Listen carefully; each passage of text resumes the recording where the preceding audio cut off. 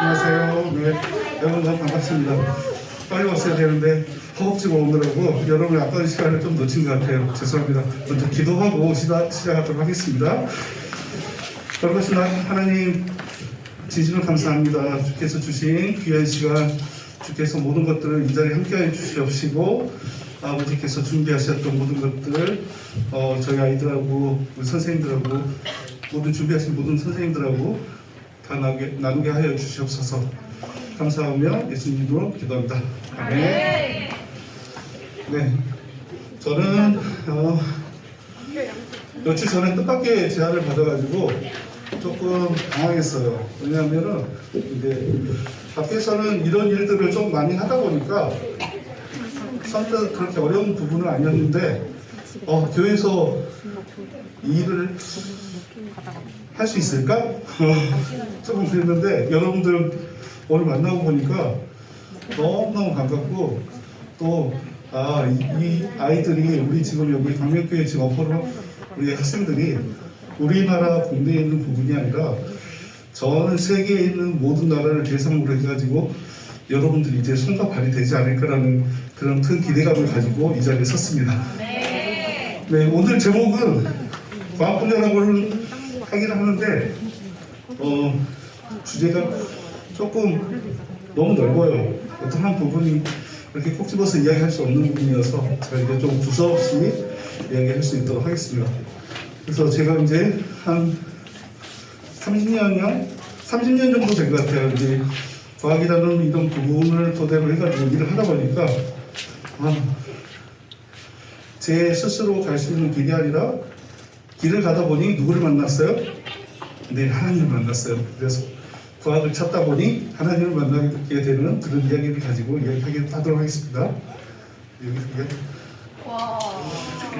저는 고려대학교 사회학교 시스템학과에서 박사를 받았고요. 그리고 미국에 있는 오클라호마 대학에서 이제 기상레이더 관련된 부분에 대한 부분 가지고 일을 했고요. 그리고 광주과학연구과 조선대학교, 여기는 이제 남쪽에 있는 광주에 있는 학교에서 잠깐 학생들을 가르치고 지금 현재 주식회사 제이컴스의 최종호 대표로 일을 하고 있습니다.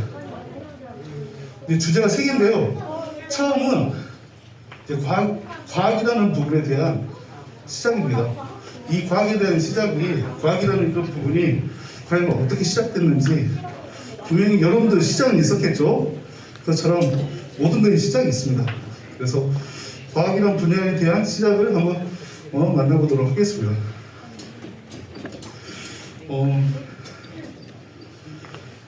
만약에 어느 날 여러분이 아침에 일어났는데 엄마 아빠한테 눈을 말똥말똥 쳐다보면서 아빠, 엄마 갑자기 밥을 차리고 있는데도 과학이 뭐야? 그런 질문을 받으면 모든 엄마 아빠들은 깜짝 놀랄 거예요. 왜 그럴까? 너무 우리 아이가 너무 성장했어. 왜? 과학을 물어보는 부분에 대하다 보니까 미처 우리가 준비하지 못했던 이야기들이죠. 그러다 보니까 그럼 저희는 우리 여기 있는 세 명의 자리에 이렇게 이야기를 할 겁니다. 저는 뭐라고요? 여기 있습니다. 과학이란 게 사물에 대한 구조라든지 성질 또는 그에 따른 모든 다양한 방법으로서 어떤 체계적이고 이론적인 그런 지식 체계를 말한단다 이야기하면 우리 아이들은 분명히 그렇게 이야기해요. 재미없어. 재미없어라고 이야기하죠. 실망했어. 왜? 아빠 입에서 그렇게 이야기할 줄은 저는 몰랐으니까 이해 안 되는 거죠. 하지만 하나님께서 알려주신 방법에 대한 부분은 명확합니다. 뭐냐면 하나님이 만들어내신 자연 환경에서 그러한 부분에서 우리가 뭐가 되죠? Why? 우리 아이들은 점점 제가 조금 걱정했던 부분 중에 하나가 뭐냐면 애들이 갈수록 궁금해하지 않아요. 뭐랄까요? 아빠 왜 배고파? 엄마 왜 학교에는 가고는 싶은데 발이 안 떨어져요? 왜 그럴까요? 질문을 해야 되는데 요즘 아이들이 질문을 하지 않습니다. 왜냐하면 요즘 코로나 때문에 많은 것들을 잃어버리고 가고 있는 현실인 것 같아요. 그러다 보니까 저희로서도 조금은 당황스럽긴 하는데, 그래도 오늘에 대한 과학에 대한 정의 다시 돌아보면, 과학 자체는 뭔가를 얻어내는 과정에서 뭔가를 얻어내는 결과를 배우는 학문, 그게 이제 과학입니다. 근데 저희가 이렇게 하다 보니까 과학이란 자체가 단지 어떤 사람은 과학자는 발명을 해야 되는 사람이고, 어떤 사람은 뭔가를 발견을 해야 된다는 사람이라고 이야기를 할 수도 있어요. 근데 사실상 발명보다는 발견 쪽이 낫습니다. 과학은 우리가 어떻게 발명하는 게 아니라 어떻게 어떤 사실을 이치를 발견하느냐에 대한 부분에 논리를 두고 있는 학문 중 하나입니다. 짧은 영상 하나 보겠습니다.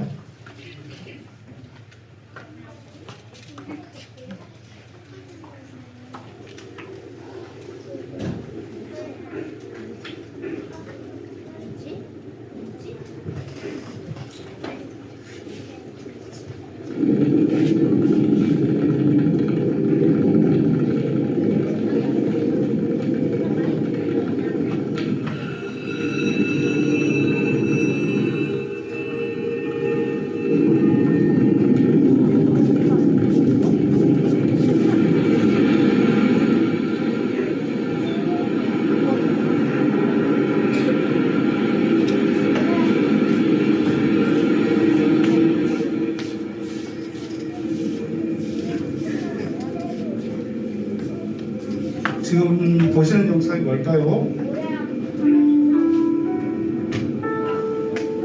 창세기 1장에 나오는 이야기죠. 1장에 태초에 하나님께서 무엇을 만드셨죠? 창세기를 만드셨죠. 네. 그 내용에 대한 부분을 가지고 과학은 시작이 됩니다.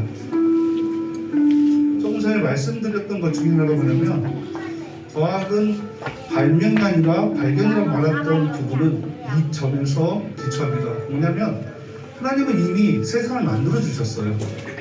그렇기 때문에 크리에이션한 부분은, 즉 발명한 부분은 이미 하나님께 다 만들어 주셨어요. 근데 우리가 지금까지 과학적으로 풀지 못한 사항이 하늘의 별과 같이 바다의 모래와 같이 너무나 많아요. 지금 알려져 있는 모든 노벨상을 받았던 그런 이론들은 정말 하나님이 만들어주신 세상의 0.00001%도 안 되는 사실이 모든 학계에서에 대한 소설입니다. 그러다 보니까 우리가 살아갈 것, 즉 여기 있는 선생님들이 살아있는 세상보다 여러분들이 사는 세상에서 더 발견해야 될 것들이 너무나 많다는 이야기를 듣고 있었습니다. 벌써 5일이네요.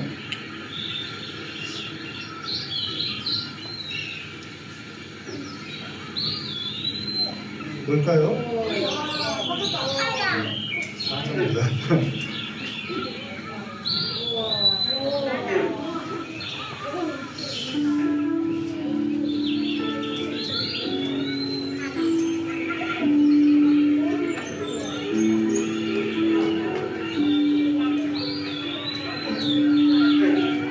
너무 멋있죠?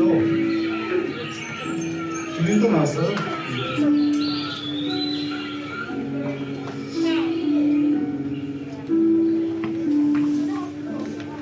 이제 누가 남았죠? 네, 사람이 남았어요.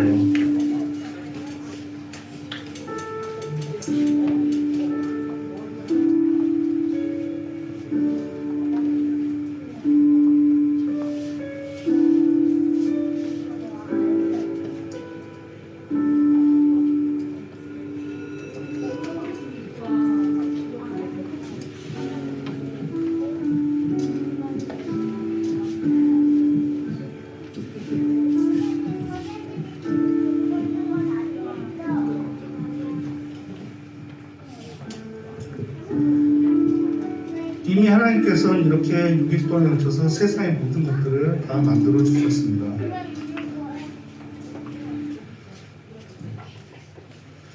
그러다 보니까 방금 전에 말씀드린 것처럼 과학은 뭐다고요? 발명이 아니라 발견이라고 말씀을 드릴 수 있습니다. 하나님은 이미 세상의 모든 것들을 만들어 주셨죠. 창세기 2장 1절에 보면 천지와 만물을 다 이루어지느니라. 뭐라고 했어요? 하나님께서는 이미 다 만들어 두셨어요. 왜? 이제 너희들은 이제 힘들고 수고스럽게 뭔가를 만들지 말고 나의 사랑을 다 받으라라는 의미에 대한 부분을 많이 느끼는데요. 그러다 보니까 우리는 하나님 만들어 놓은 것들에 대한 이치나 진리, 그게 원칙과 법칙입니다. 소위 말하는 과학은 원칙과 법칙에 따라서 증명을 해야 되거든요. 그래서 이러한 부분을 해석하는 것을 바이블이라고 할 수 있습니다. 그래서 최종적인 부분은 뭐냐면 하나님이 이미 우리 온 세상에 보물찾기처럼 여기저기에 정말 많은 것들을 숨겨두셨어요. 왜 그랬을까요? 우리가 열심히 노력하다 보면 찾다 보면 뭐가 돼요? 보물찾기 찾으면 뭐가 좋아요? 선물을 받죠? 하나님의 큰 선물이 기대하고 있기 때문에 마치 큰 보물과도 같습니다. 다음 주제는 과학에 대한 발달입니다. 이렇게 과학이 시작이 돼서 이제 과학이 발달되는 소리는 하나님과에 대한 만남에 대한 시간들이 되게 갈수록 길어지는, 많이 커진다는 소리죠. 이 그림에 대한 부분을 보셨는지는 모르겠는데 이 부분은 바티칸 시티에 있는 바티칸 박물관에서 소장하고 있는 그 라파엘이라는 사람이 그린 아테네 학당이라는 주제의 벽화입니다. 천장화예요. 여기가 다 천장하고 벽하고 이렇게 이루어졌기 때문에 이거 프레스코라고 하는데 이 부분이 굉장히 커요. 저도 이제 지난번에 여기서 재작년에 2019년도에 가서 찍은 사진인데 카메라에 한 컷이 못 들어와요. 왜냐하면 너무 크기 때문에 피사체가 안 들어오더라고요. 그만큼에 대한 큰 작품을 가지고 이렇게 했는데 제가 이 그림을 보면서 등장인물들이 너무 많죠. 근데 보시면 이렇게 반이 나눕니다. 위쪽에 대한 부분은 대부분 철학자들이에요. 밑에 있는 부분은 수학자들이고 과학자들입니다. 그러다 보니까 이 시대 때 사람들의 주류는 뭐였다? 철학자들이 주류였다. 그 중에 하나가 뭐냐면 아리스토텔레스, 플라톤, 소크라테스. 왠지 어디서 많이 들어본 이름들이죠. 각각에 대한 것들, 부분들에 대한 그림들이 다 있고요. 여기 있는 이렇게 숨어 있는 사람이 라파엘이라는 이 그림을 그린 사람입니다. 그리고 여기에 보면은 이 부분이 이제 피타고라스 정리라고 해서 여러분들 더 공부를 하게 되면 이제 수학 제일 싫어하는 사람 중에 한 명입니다. 피타고라스. 왜 그럴까요? 많은 것들이 자꾸 수학적으로 뭔가 접근하다 보니까 공부할 게 너무 많아. 그러다 보니까 이 밑에 있는 사람들은 수학 싫어하는 사람은 굉장히 싫어하더라고요. 그래서 이런 부분에 대한 것들이 혼합됐다. 그래서 과학과 철학은 예전에 고대 때는 함께 갔습니다. 철학자이기도 하면서 과학자이기도 하면서 수학자이기도 한 사람들이 많습니다. 다음은 여기 보면 이제 선생님들이 저 너무 잘해요. 4대 문명의 발산지라고 해가지고 메소포타미아, 이집트, 인도, 중국에 대한 부분을 가지고 있습니다. 그러다 보니까 문명이 발달하면 그들과에 대한 소통을 하기 위해서 뭐가 만들어지냐면 언어가 만들어지고 문자가 만들어집니다. 그래서 이렇게 메소포타미아에 대한 서령 문자, 이집트에 대한 부분을 상형 문자, 인도도 상형 문자, 중국은 이건 갑골 문자라고 합니다. 이렇게 해서 문자가 만들어져요. 여기 보면 특징이 뭐예요? 특징은 노다가 먹겠다라는 거예요. 특징은 전혀 알 수가 없다. 각각에 대한 언어는 그들만에 대한 민족에 대한 부분을 가지고 특성을 가지고 이렇게 그림 그려졌는데 그 중에 하나는 중국이 가장 난해했어요. 왜냐하면 이게 갑골 문자는 어떤 부분이냐면 거북이 등딱지, 거북이에 있는 배에 대한 껍질에다가 글자를 새겨놨어요. 그러면 그 거북이는 다 어디 갔을까요? 하늘나라 갔겠네요. 그렇죠? 다음은 숫자에 대한 기원입니다. 숫자는 이집트에서부터 발생이 됩니다. 왜 그럴까요? 여기가 나일강이라는 부분이 있죠. 우리가 성경에서 가장 많이 듣는 강 중에 하나가 나일강입니다. 그리고 인도의 인더스강, 중국의 황하강, 메소포타미아의 티그리스 유프라테스 강, 이렇게 해가지고 4대 문명의 발상지라고 이야기를 하는데 이집트는 뭔가 형이상학적인 부분을 가지고 있어요. 왜냐하면 모양을 가지고 행동을 가지고 숫자를 먹였던 부분입니다. 인도 뭔가 이제부터는 조금 능력이 갖추죠. 1, 2, 3, 4, 5, 6, 7하고 원래는 인도에서 숫자가 만들어졌어요. 그래서 근데 이게 여기가 이렇게 갔다가 아라비아로 가죠. 그래서 원래 이 숫자를 아라비아 숫자라고 하는데 원래는 인디아, 아라비아 숫자가 정확한 어원입니다. 근데 이제 저희가 말이 길어지면 어떻게 쓰죠? 더 짧아지는 이야기가 쓰는 거죠. 그러다 보니까 아라비아 숫자, 그러다 보니까 이 숫자를 인도에서 만든지 몰라. 왜? 지금 쓰고 있는 아라비아 숫자로만 익숙해지기 때문에. 그 다음에 중국에서는 이제 한자로 해가지고 숫자를 먹습니다. 이것도 익숙하죠? 왜? 여기가 어디 있어요? 대한민국이죠? 여기 보니까 여기 이쪽에 오정도 있는 것 같네요. 네, 우리 집 문단이에요. 잘 찾아야 됩니다. 지도를 항상 내 집이 어디 있는지 잘 찾아야 집에 돌아올 수 있어요. 메소포타미아는 이 근처에 이렇게 보면 이쪽이 그리스가 있습니다. 그리스 쪽에서 해서 이 문자는 로마 문자, 그리스 문자, 그리스 숫자 이렇게 돼가지고 이야기가 되는데 사실 숫자는 인도, 중국, 메소포타미아에서 발생됐던 모든 숫자들은 지금 현대에도 쓰고 있어요. 하지만 이집트는 사용하기가 어렵습니다. 왜 사용하기 어렵냐면 이쪽이 나일강이죠. 조금 전에 말씀드렸어요. 성격이 굉장히 많이 나온 나일강인데 왜 많이 나오냐면 나일강이 범람을 자주 해요. 조금 이따 우리가 실험을 하려고 하는데 홍수가 겁나게 많이 일어나요. 그러다 보니까 나일강에 밭을 경작하고 채소와 곡식을 심어놓으면 나일강이 홍수 나가지고 그걸 다 쳐버려요. 그럼 어떻게 돼요? 다시 경작을 해야 되잖아요. 그러다 보니까 측량기술이 발달해요. 측량기술 발달하면 뭘 해야 돼요? 수학을 해야 돼요. 그래서 수학과 숫자가 굉장히 발달하는데 이 민족이 1000년, 2000년 후에 사라집니다. 그러다 보니까 숫자에 대한 개념이 없고 지금 현재 어디에만 남아있냐면 피라미드 안에만 있습니다. 그리고 나머지는 다 쓰고 있죠, 저희가. 그 중에 하나가 파피루스라는 부분이 있어요. 이집트에서 거기 이제 가죽이라든지 이런 부분 양피지대가 글자를 많이 썼는데 그 파피루스라고 하는데 아메스 파피루스는 최초로 전 세계적으로 처음으로 수학에 대한 부분을 정리를 해놓은 책입니다. 그래서 가장 오래된 수학책이라고 이야기를 하는데 이 부분을 조금 확대했더니 보니까 이렇게 뭐 삼각형도 그려져 있고 사각형도 그려져 있고 계산되어 있는 걸 볼 수가 있어요. 아, 얘네들이 뭐 하려고 이걸 썼다? 피라미드 쓰려고, 피라미드 질 때 쓰려고, 스핑크스 만들 때 쓰려고. 그러다 보니까 이게 가장 오래된 이제 파피루스, 그 아메스 파피루스라는 책이 되겠습니다. 다음은 숫자와 문자를 어떻게 활용했을까라는 부분 가지고 이야기 한번 해보고 싶어요. 앞에서 말씀드린 것처럼 이게 뭐죠? 피라미드. 피라미드 어디에 있어요? 네, 이집트에 있어요. 이게 뭐예요? 피라미드를 지키는 스핑크스. 그렇죠? 그러다 보니까 정말 커요. 정말 큰데 별로 여기는 가보고 싶지가 않아요. 저 2002년에 그 이스라엘 거쳐서 이집트를 하나 가봤었는데 낙타밖에 없어요. 그 이동하는 수단이. 낙타가 냄새가 엄청나요. 우리가 차라리 소를 키우고 말을 키우는 게 낫지 낙타는 못 키우겠어요. 너무 하고 되게 청결하지 못한 동물이긴 한데 그러다 보니까 이 스핑크스나 피라미드에 대한 부분을 계산하고 짓고 설계를 하다 보니까 이렇게 골똘하게 뭔가를 생각하면서 짓게 되는 거죠. 그중 하나, 이 피라미드 누가 만들었어요? 누가 지었어요? 우리가 창세기 거쳐서 출애굽기 보면은 모세가 광야로 해서 가나안을 가기 위해서 유대인들을 다시 그 출애굽하죠. 유대인들 만드는 거지. 왜? 이때 이집트의 노예로 가기 위해서 이걸 많이 만들었다고 합니다. 그래서 현재 2008년 기준으로 했을 때 이집트에 있는 피라미드는 몇 개다? 132개가 있다. 저는 다른 2개 있는 줄 알았어요. 근데 이집트가 굉장히 넓어요. 작은 거, 큰 거, 관련된 거 해서 이집트 피라미드에 대한 부분이 굉장히 많다는 것을 볼 수가 있었습니다.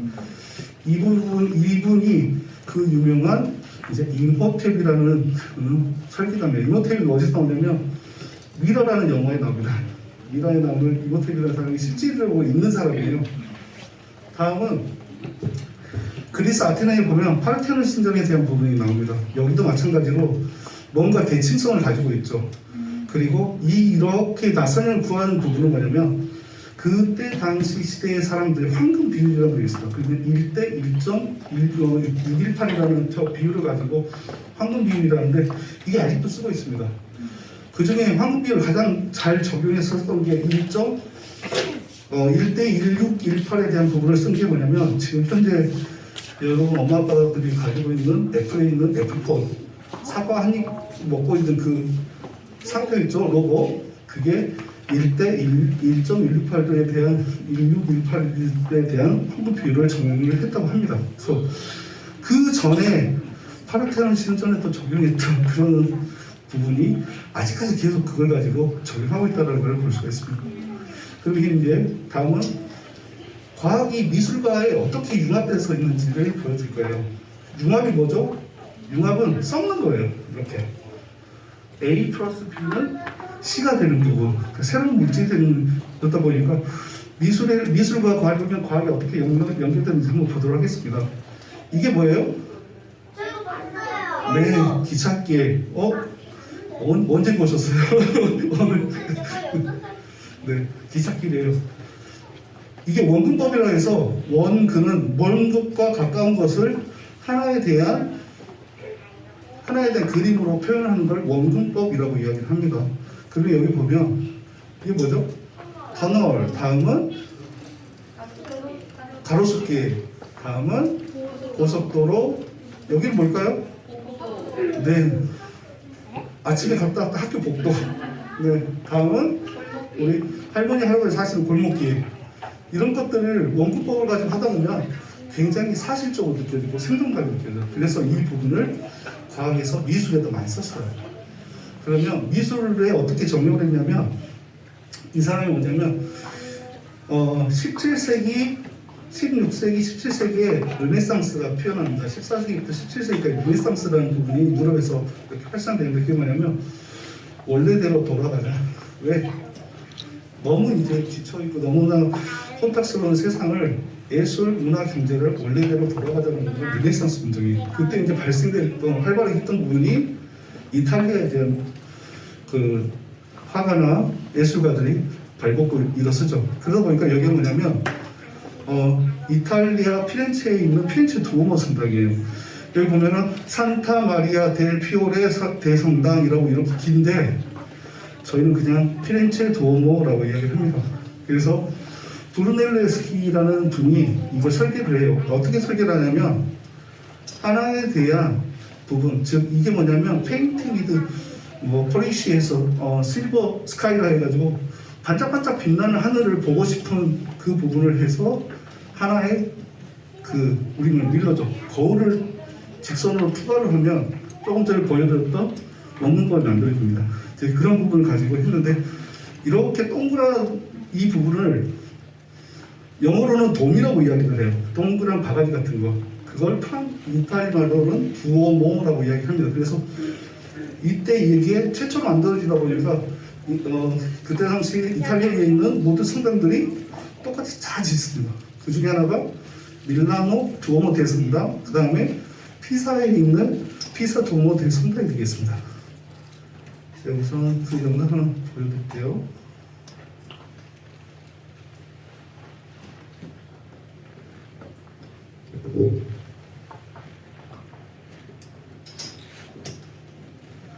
여기가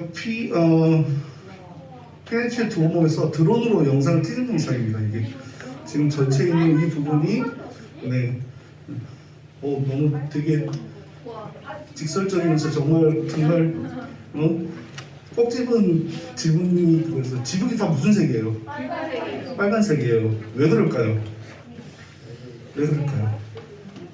이 지역의 가장 좋은 벽돌, 제일 좋은 재질의 흙이 빨간색, 찰흙은 아닌데 황토는 아닌데 만지면 우수수 부서지는 그런 색에 대한 폴리텍치 스톤이라는 그 재질의 그 건축 자재예요. 그러다 보니까 벽도 빨간색, 지붕도 빨간색, 우리 집 대문도 빨간색. 뭐만 빨간색이 아니에요? 사람만 빨간색이 아니고 나머지 다 빨간색이에요. 다행히 이런 부분은 흰색으로 다 만들어놨죠. 네, 이거 이제 야간에 야경을 찍었던 부분입니다.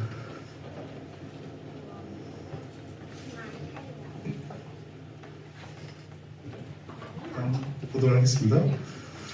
방금 전에 말씀드린 것처럼 이렇게 이제 피사체를 가지고 원문법을 가지고 건물도 짓고 이제 그림도 짓습니다. 이거 마치 뭐처럼 보여요? 십자가. 뭔가 문 뒤에 누군가 있는 것 같죠? 보면은 이렇게 그림을 그렸는데 마치 벽 뒤에 누군가 숨어서 이렇게 십자가에 달린 예수님이 보이는 모습을 볼 수가 있습니다. 여기 조금 전 피렌체 두오모 옆에 있는 산타마리아 노벨리 대성당에 있는 이게 이제 그 마사초라는 사람이 처음으로 그림으로 원문법을 적용을 한 작품이에요. 그러다 보니까 이 작품이 전 세계적으로 가장 유명한 작품이 될 수밖에 없던 게 뭐냐면 이 사람이 한마디로 특허를 가지고 있어요. 내가 그린 이 그림을 바탕으로 해서 이 원문법에 대한 그림은 무조건 다 나의 영향을 받은 거야 라고 해가지고 발표를 합니다. 그게 이제 15세기입니다. 그래서 이 부분이 성삼위일체라고 이야기를 해서 어떻게 원문법이 나오냐 한번 볼까요? 예수님의 머리에 대한 부분은 성부, 성자, 성신 이렇게 해가지고 삼위일체에 대한 부분이 이렇게 하다 보니까 이렇게 뒤에 이렇게 지붕이 보이죠? 천장이 보이니까 뭔가 쑥 들어가는 느낌을 받을 수 있어요. 이게 이제 하나에 대한 이제 원문법에 대한 기법을 가지고 있는 거죠. 다음은 레오나르도 다빈치, 유명하죠. 여러분도 많이들 알아봤을 겁니다. 제가 제일 좋아하는 과학자, 가장 사랑하는 과학자 레오나르도 다빈치입니다. 너무나 많은 일을 합니다. 이분이 도대체 직업이 뭔지를 모르겠어요. 어떤 사람은 과학자, 어떤 사람은 미술가, 어떤 사람은 수학자, 어떤 사람은 군사 전문가, 너무나 많은 일들을 합니다. 그 중에 하나가 뭘 그리죠? 최후의 만찬을 그립니다. 최후의 만찬도 역시 원문법에 대한 특성을 가지고 나서 이렇게 생동감 있게 그리고 있어요. 13세기까지는 이렇게 보면은 뭐 어떻게 보여요? 살아있는 것 같지도 보이지도 않고 그냥 이렇게 그림만 사람들만 서 있는 것 같죠. 이때는 이제 중세 시대 때는 천주교가 이렇게 성당이 많이 발달되다 보니까 이렇게 비사실적인 표현을 해서 어떤 신성함을 이렇게 표현하는 효과를 봤는데 그 뒤로 많은 예술가들이 원문법이라는 부분을 바탕으로 해서 이렇게 사실적이면서 이렇게 생동감 넘치는 그런 그림들을 많이 볼 수가 있습니다. 다음은 음악하고 관련된 이야기를 할 거예요. 과학이 음악하고 만나면 어떻게 될까? 여기 음악, 여러분 피아노 학원 많이 다니죠? 노래 좋아하죠? 춤추는 거 좋아하죠? 그게 우리에 대한 삶입니다. 즐거워야 돼요. 그래서 그럼 과학은 어떻게 음악을 이렇게 그 접목이 되는지 한번 보도록 하겠습니다. 과학 중에 피타고라스라는 사람이 있어요. 피타고라스는 누구였죠? 수학자입니다. 여러분 나중에 조금 언젠가 되면 수학시간에 피타고라스 이야기 많이 듣습니다. 근데 수학자가 음유를 만들어요. 음정을 만들어요. 처음으로. 어디서 만들었냐면 이게 뭐냐면 대장간입니다. 어느 날 대장간을 지나가는데 무슨 소리가 날까요? 망치 소리 들린 거예요. 통통통 망치 소리 나는 거예요. 근데 유심히 들어보니까 때리는 속도, 때리는 음이 다 틀린 거예요. 그래서 대장간을 봅니다. 이렇게. 도대체 이게 어떤 거 했더니 망치가 크기별로 다 하는 거예요. 퉁퉁 쳤더니 소리 다 틀려. 그래서 그걸 만드는 게 뭐냐면 완전 오도에 대한 음계를 만듭니다. 그래서 이렇게 수학으로 글을 풀었어요. 대단한 사람이죠. 이분은 밥을 먹을 때도 밥알을 수학으로 풀 거야 아마 느낌인데. 그래서 최초의 12개 음으로 해서 완성이 돼서 이게 음악에 뭐가 되냐면 원시가 됩니다. 음정, 도레미파솔라시도의 음정에 대한 원시가 되는 부분에 기초가 됩니다. 세상에 수학자가 이제 음악까지 돼요. 그래서 과학자들이 좀 무서운 부분들이 많습니다. 다음은 피보나치 수열이라고 해가지고 이건 이제 수학에 대한 부분 영역인데 수학에 대한 전수와 그 다음 수를 더해서 나온 결과 또 전수와 그 다음 값을 더해서 나온 그 결과 이건 이제 피보나치 수열이라고 하는데 이 부분들은 뭐냐면 이것도 역시 황금비율로 맞춰졌다는 거예요. 이렇게 계산해보면 편을 쳐보면 이제 여러분 이제 나중에 이제 이런 부분을 학교에서 또 배울 수 있는데 이렇게 음악과 과학에 대한 연관성은 많다. 또 뭐 음악과 음파 이런 부분도 오케스트라를 보면은 각 음악 현악기도 있고 목관악기 있고 건반악기 있고 타악기도 있죠. 이런 부분을 울리면 울릴수록 나는 음파, 즉 주파수나 공진소리에 대한 속도라든지 크기 소리가 크기 때문에 화음을 만들어낼 수 있다. 이렇게 나는 이 과학자들이 증명을 했습니다. 근데 우리나라에도 정말 위대한 과학자가 한 분 계세요. 계속 서구 유럽 쪽만 이야기하다가 제가 안 되겠다, 우리나라도 누군가 계실 것 같은데 찾아봤어요. 누구죠? 세종대왕. 네, 세종대왕. 세종대왕은 너무나 위대하시죠? 그렇죠? 너무나 많은 일을 하시다가 정말 많은 것들 남겨놓고 가셨어요. 이게 뭐냐, 수표예요. 수표는 뭐냐면 비가 오면 물이 이렇게 차오르잖아요. 그리고 이 눈금이 이렇게 있어요. 그래서 항상 이 수표는 다리 밑에 있습니다. 다리 밑에까지 어디까지 찼으면 비가 얼마, 조선시대 종조 몇 년에 어느 다리 밑에서 수표의 값이 몇 척이다. 이런 부분이 아직도 기록이 남아있어요. 그래서 이런 부분을 착안해서 현재 시스템에서는 수위표라고 해가지고 똑같이 다리 밑에, 교각 밑에 이렇게 눈금을 적어놔요. 그래서 이거 실질적으로 운영을 하고 있어요. 지금 벌써 500년이 지났는데도 지금 운영을 하고 있어요. 그 다음에 추국이 뭐예요? 비의 양을 재는 거에 추국이에요. 그래서 이 추국이가 똑같이 현재 우량계를 쓰고 있어요. 이 우량계에 추국이가 이게 가로 이 직경이 얼마냐면 20cm입니다. 근데 더 놀랍게도 지금 현재 쓰고 있는 우량계의 직경이 20cm예요. 이게 추국이가 만들어지는 지 올해로 딱 550년이 지났거든요. 그러다 보니까 550년이 지났는데 세종대왕이 만들어놨던 그 방법을 그대로 쓰고 있어요. 놀랍죠? 그리고 그 옆에는 제가 하나의 그림을 하나 남겨놨어요. 이게 뭐냐면 하나님이 저희 회사 저희들에게 주신 선물이에요. 전파방수기라고 해서 우량계를 만들 수 있는 레이더식 추구기를 만들었어요. 그래서 저희들은 이걸 변명하기로 디지털 추구기라고 이야기를 하고 있습니다. 역시 얘도 똑같이 뭘 재요? 비를 잽니다. 네, 강우량 재죠. 그 이외에 물시계, 해시계, 시간을 해야죠. 시간에 대한 부분도 다 맞추고 있습니다. 그래서 세종대왕이 참 더 많은 것들을 더 하시고 가시지 않았을까 생각해봅니다. 마지막으로 과학과 성경입니다. 뭐냐면 그렇다면 성경 속에는 어떤 과학적인 부분이 또 있지 않을까라는 부분을 살펴보기로 했어요.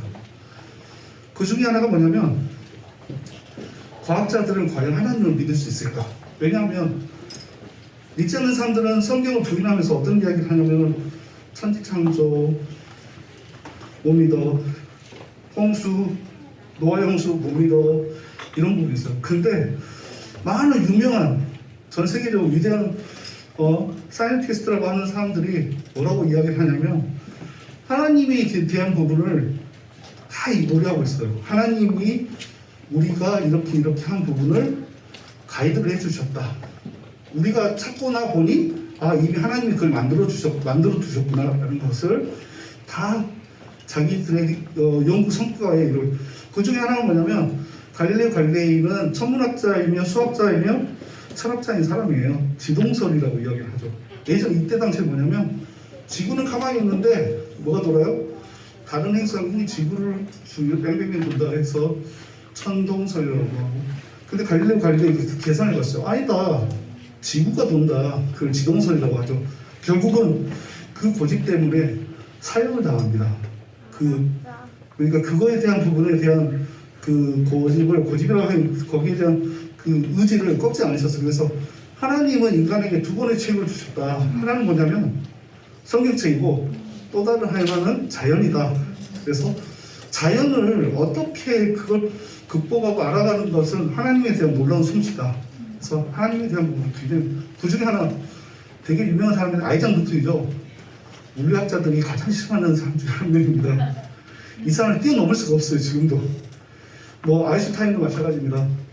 지금까지 연구를 해왔지만 아이작 뉴턴에 대한 연구는 더 이상 어떻게 다시 태어나도 뛰어넘을 수 없는 그런 부분이다. 근데 아이작 뉴턴이 태어났을 때는 굉장히 작고 어렵고 되게 힘들게 자랐어요. 근데 영국에서 두 번째로, 그러니까 그 전에 형제가 받았으니까 두 번째로 위대한 영국인 상을 받아요. 그러면서 이 사람이 맨체스터 교회에 이분의 시신이 안치되어 있습니다.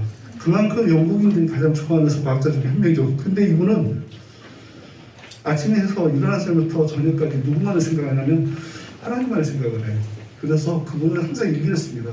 무슨 일기? 신앙일기를 써요. 그게 이제 후대의 연구 성과보다 그 신앙일기에 대한 그 자서전에 대한 책이 발간되면서 굉장히 센세이션을 불러일으키죠. 이분이 이제 갈릴레이, 이분이 뉴턴, 이게 이제 보일이라는 과학자입니다. 다음은 노아의 방주를 좀 보겠습니다.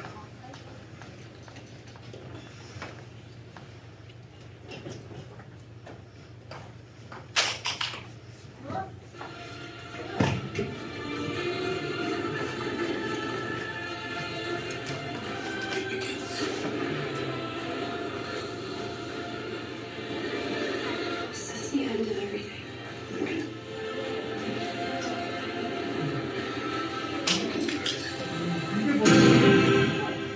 방금 전에 봤던 물기둥 봤던 물기둥 맞네요. 이 물기둥이 뭐죠? 물기둥. 네. 저희가 조금 이따 이 물기둥을 한번 모의 한번 해볼 거예요.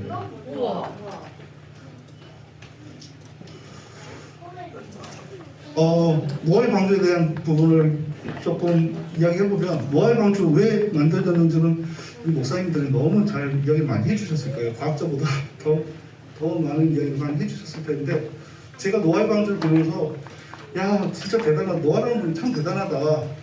왜 그랬을까요? 하나님이 노아라는 사람하고 계약을 합니다. 하나님이 인간하고 계약을 한 사람은 아마 노아밖에 없어요. 왜냐하면 노아에게 뭐라고 이야기를 하냐면 두 번 다시 홍수로 너에게 인류에게 해를 범한 일이 없을 거야. 그 증표로 뭘 줘? 무지개를 주죠.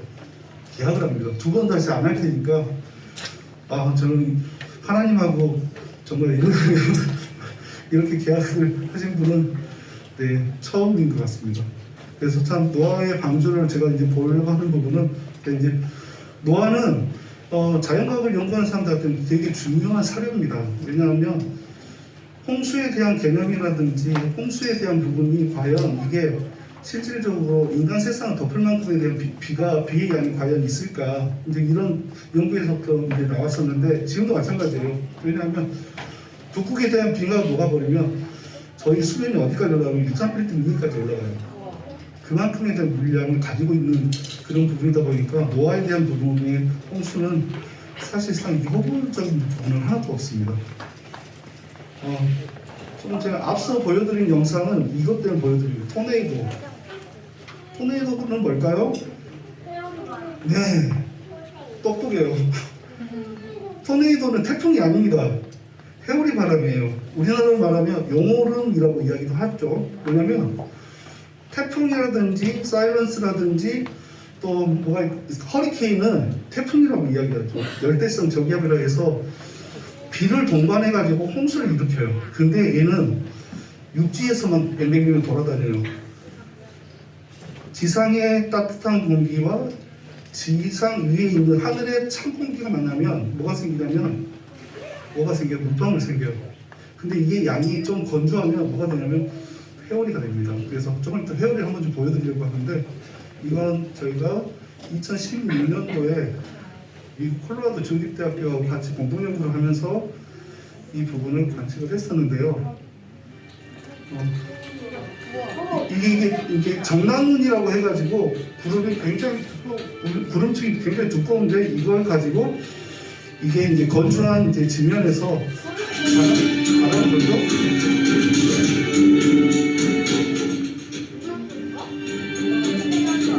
이게 지금 이제 코어라고 이야기를 합니다. 지금 토네이도의 코어가 점점 발달하는 게 보이죠. 이렇게 해가지고 이제 쑥 뽑아서 올라가는 걸 볼 수가 있습니다. 이게 하늘로 얼마 정도까지 올라가면 보통 3에서 6km까지 올라갑니다. 그러다 보니까 여기에 뭐가 있을까요? 소도 들어가죠, 자동차도 빨리 들어가죠, 사람도 빨리 들어가요.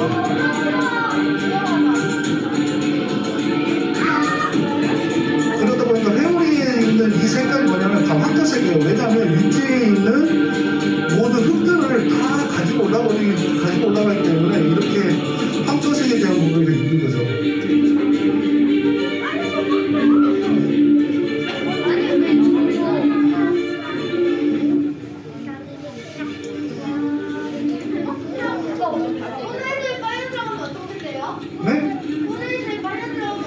빨려 들어가면은 살아올지 하나님을 만날지 가족들을 만날지 잘 모릅니다.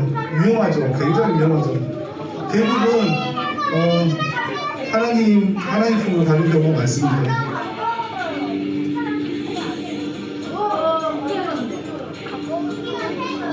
이렇게 보고 있지만 사실 거리가 보면 한 수십 킬로는 돼요. 워낙 이게 회오리 기둥이 너무 높아가지고 그러는 건데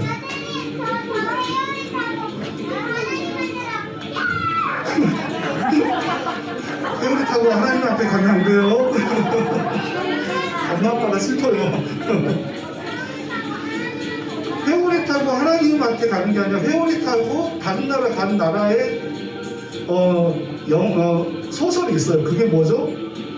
도로시예요. 도로시가 누구예요? 사자, 깡통로봇, 허수아비 이야기 알아요? 네, 거기서 나온 도로시가 캔자스시티에서 살면서 이 회오리 바람을 타고 다른 나라에 가는 이야기입니다. 여기는 지금 여기 보면은 뚝뚝뚝 떨어지는 게 있어요.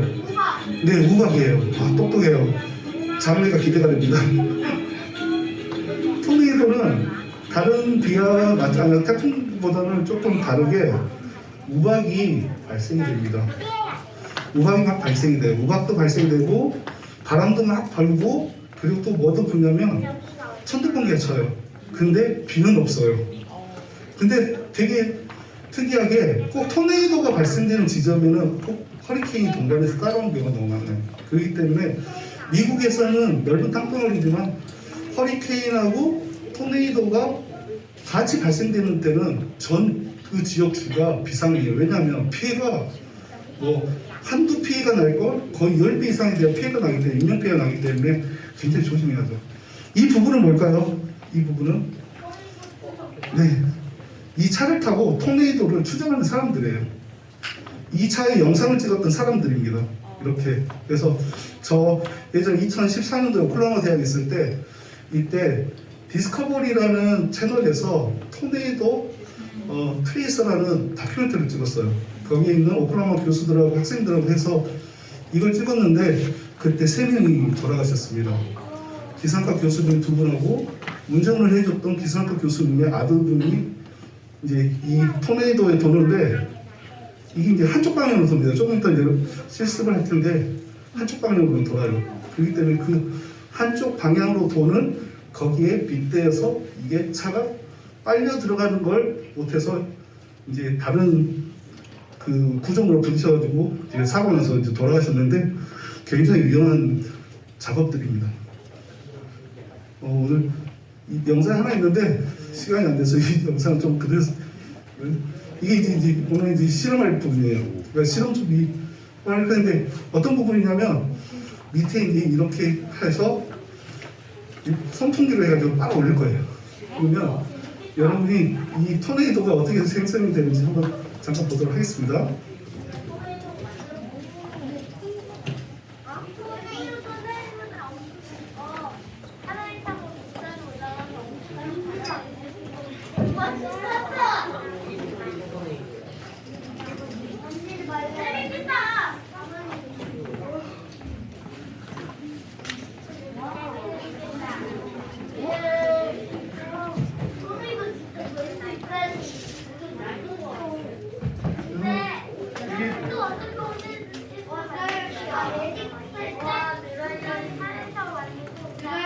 드라이아이스에서 갖다 주시겠어요?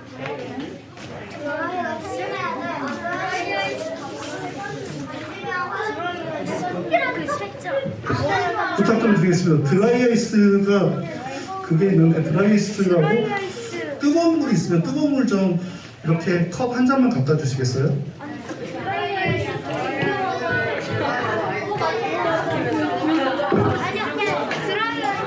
이거 한국가 보이는데 완전 되게 따가. 그래. 그래서 사막이 치료를 하자. 여러분 지금 마술 시간이 아니에요? 맞다. 마술 시간이에요? 마술 시간 아니에요? 네가 아니고 화상이고. 뜨거운 건 뜨거. 그래가지고 차고 엄청 따가워서 뜨겁다고 느끼는 거야. 아니야. 진짜 따가워. 진짜 영상 나는 거지. 연기만 나. 진짜 아 진짜 선 이렇게 근데 여기 지금 이걸 이제 시도를 하려고 이제 필요한 부분이 이렇게 흰색이 보이나요? 흰색이? 이게 얼음처럼 보이죠? 이거 얼음은 아니고 드라이 아이스라는 물건입니다. 드라이 아이스는 여러분 어디서 봤어요? 아이스크림. 네. 에스키모의 아이스크림인데 먹지 말라고 아이스크림 관련돼 먹지 말라고 그거 가져가는 거죠? 네 맞아요. 어떻게 알았어요? 들들들들들 이렇게 그런 소리 나죠? 들들들 소리가 나요. 왜 그럴까요? 이게 드라이 아이스가 여러분이 이걸 손으로 대면 절대 안 돼요. 왜 그럴까? 앞에 선생님이 뭐 쳤어요? 장갑을 찍었어요? 네, 이게 사실 뜨겁다고 생각하는데 반대예요. 너무 차가운 거예요. 너무 차면 세포가 뜨거운 화상 입은 것처럼 이게 다 타버려요. 그래서 녹는 점이 이게 마이너스 78.5도예요. 그러다 보니까 웬만한 아이스크림들은 다 뭐하죠? 안 녹겠죠.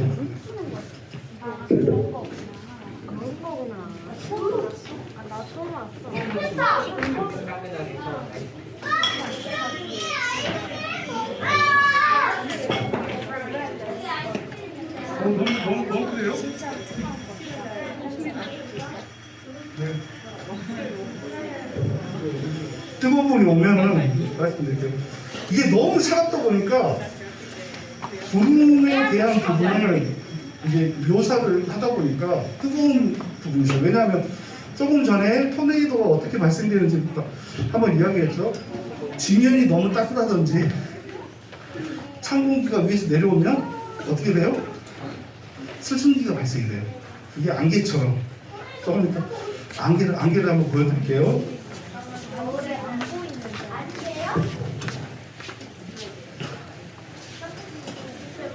뜨거운 물이 아, 네, 네.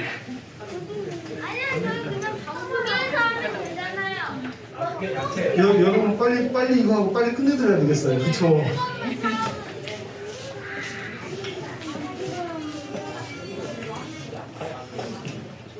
드라이 아이스는 너무 차갑기 때문에 다른 플라스틱이나 다른 스테인리스라든지 철에 이렇게 부딪히면 얘가 소리를 나요. 무슨 소리냐면 온도차가 많이 나기 때문에 이렇게 뿌해지는 겁니다. 네.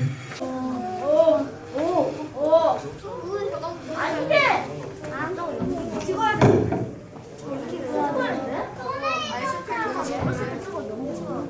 아이씨야, 되게 맛있어.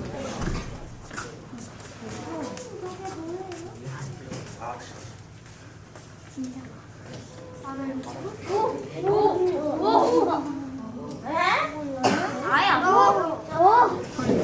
이게 조금 지나야 됩니다.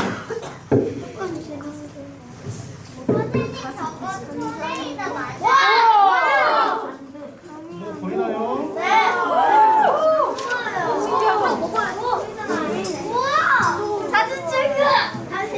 자, 친구들 잠깐 뒤로 머물러 주세요.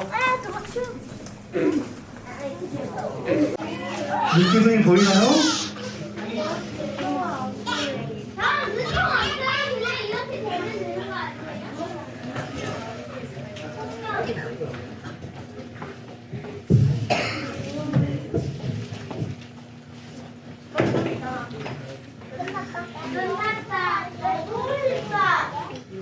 조금 더 보여드릴게요.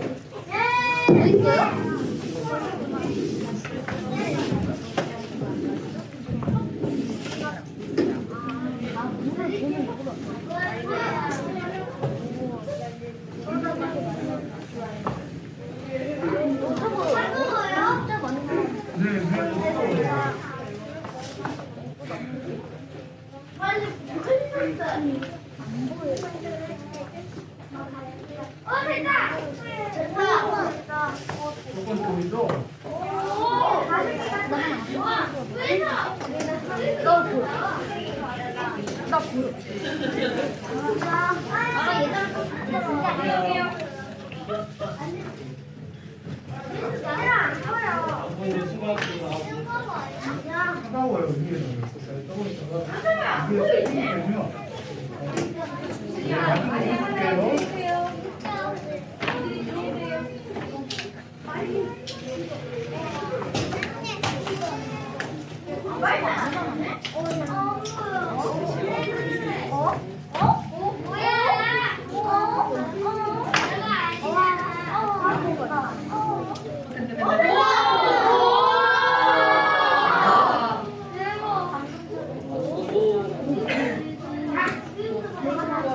가지고 올 사람? 오세요. 한줄 쓰세요. 영업 해가지고 오세요. 수고하죠. 수고하죠.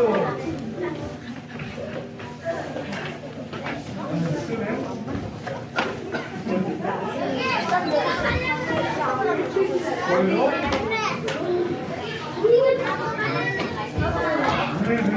여기서는 소금구이를 이거 하면은 바다만 소금 해가지고 올릴 수 있어.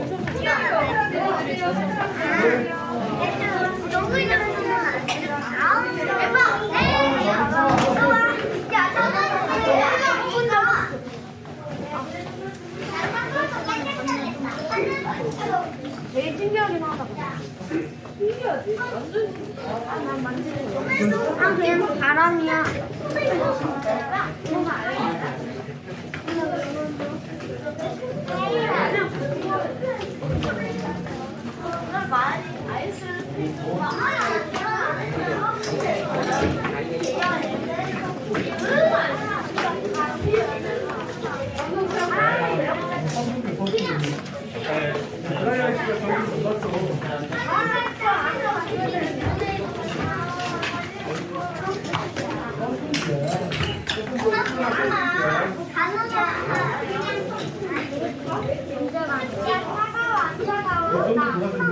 물이 저를 받아주고 너무 시원해. 너무 시원해.